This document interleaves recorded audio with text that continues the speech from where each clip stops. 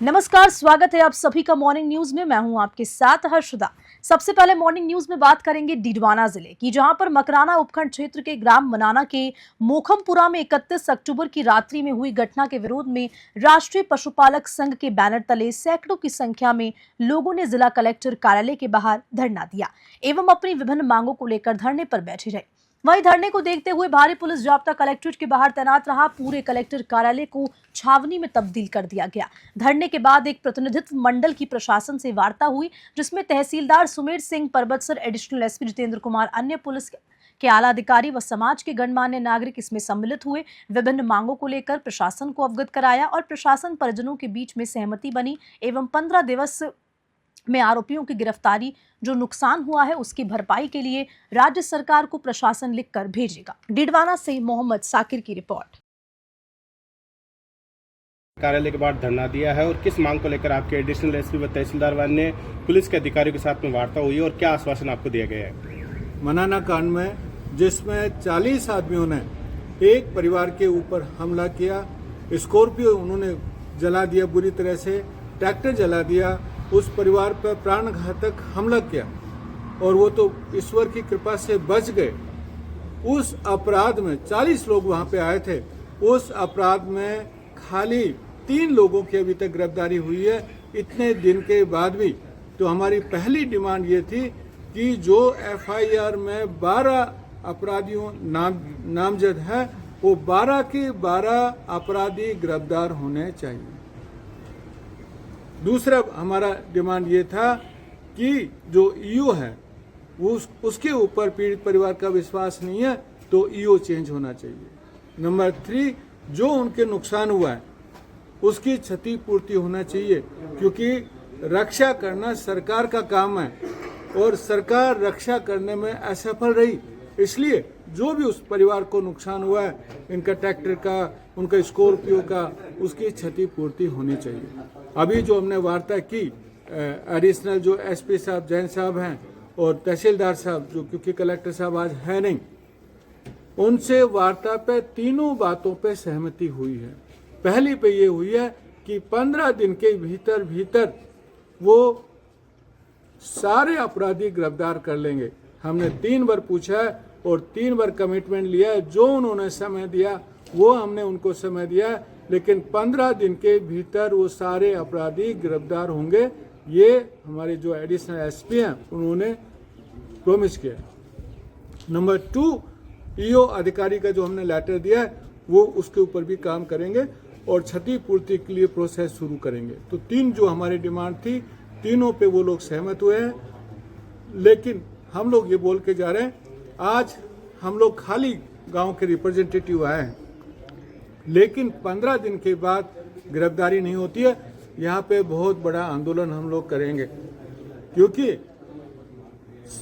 हमारे जो नागरिक का, हर एक नागरिक को कहीं भी रहने का अधिकार है, काम करने का अधिकार है, ये हमारे फंडामेंटल राइट्स है। कोई भी ये ना सोचे कि हम लोग ज़्यादा हैं तो उसके ऊपर हमला कर देंगे, उसको ये कर देंगे। हर नागरिक को समान अधिकार है। ये आज हमारी डिमांड रही।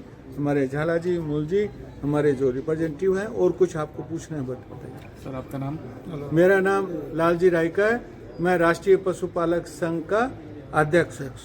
देवली उनियारा उपचुनाव के दौरान निर्दलीय प्रत्याशी नरेश मीणा द्वारा एसडीएम को थप्पड़ मारने के विरोध में आज राजस्थान प्रशासनिक सेवा एसोसिएशन यानी कि आरएस की ओर से पेन डाउन हड़ताल रखी गई है, जिसके तहत बीकानेर के आरएस अधिकारियों ने सर्किट हाउस में कलेक्ट्रेट तक पैदल मार्च निकालकर विरोध जताया और सीनियर आईएएस व यूआईटी सचिव अपर्णा गुप्ता को ज्ञापन सौंपकर नरेश मीणा की गिरफ्तारी की मांग की। साथ ही मीणा को किसी भी प्रकार के चुनाव न लड़ने के लिए चुनाव आयोग से पाबंद करने का आग्रह किया। इस दौरान एडीएम दूलीचंद मीणा, रमेश देव, उमेश दान रत्नू, शैलेंद्र देवड़ा, गोपाल राम बिरदा, शरद चौधरी और भी कई लोग मौजूद रहे।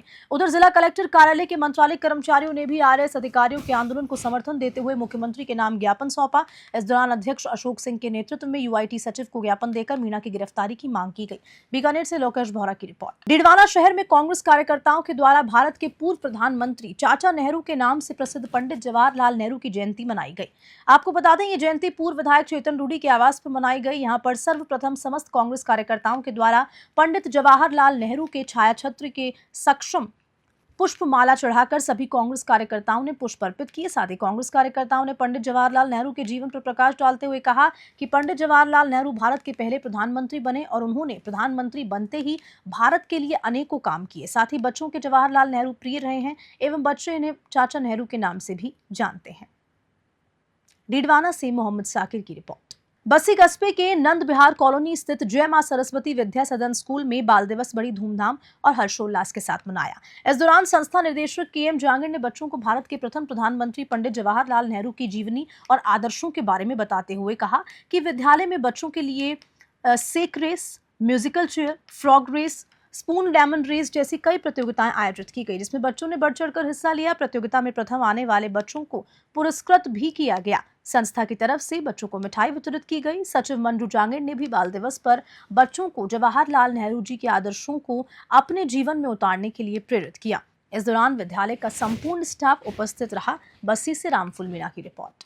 दीग जिले के कामा उपखंड में आयोजित रात्रि चौपाल में 64 प्रकरण दर्ज किए गए। आपको बता दें, चौपाल में जुरहरा ग्राम वासियों द्वारा चतुर्भुज मंदिर स्थित गौशाला चालू करने, राजस्व भूमि से अतिक्रमण हटवाने, विकलांग सहायता एवं खाद्य सुरक्षा में नाम जुड़वाने, अखरवाड़ी तिराहे से कनवाड़ा मार्ग तक घटिया सामग्री उपयोग करने पर समुचित कार्रवाई करने, कामा में अवैध कॉलोनी निर्माण पर नियमानुसार एक्शन लेने सहित अन्य परिवाद दर्ज किए गए। रात्रि चौपाल में आए एक प्रार्थी को विशेष योगदान पेंशन स्कीम न मिलने पर एसडीएम कामा और ईओ कामा को निर्देशित किया गया कि वे त्वरित योजना का लाभ पात्र व्यक्ति को दें। उल्लेखनीय है कि विशेष योग्यजन पेंशन के तहत श्वस्त रोग मुक्ति बीमारी से पीड़ित लाभार्थियों को 2500 रुपए और सिलिकोसिस बीमारी से पीड़ित लाभार्थियों को 1500 रुपए पेंशन मिलती है। डीग से पंकज शर्मा की रिपोर्ट। और इसी खबर के साथ बुलेटिन में इतना ही। नमस्कार।